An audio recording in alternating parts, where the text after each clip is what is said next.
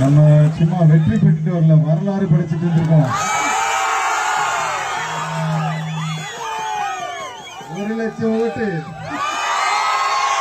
காரைக்குடி சட்டமன்றத்தில் முதல் முறையா 50,000 ஓட்டு லீடிங்.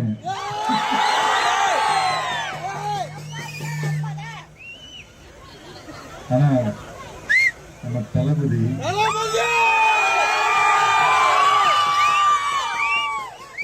தன்னந்தலி ஆளா நின்று தீய சக்தியை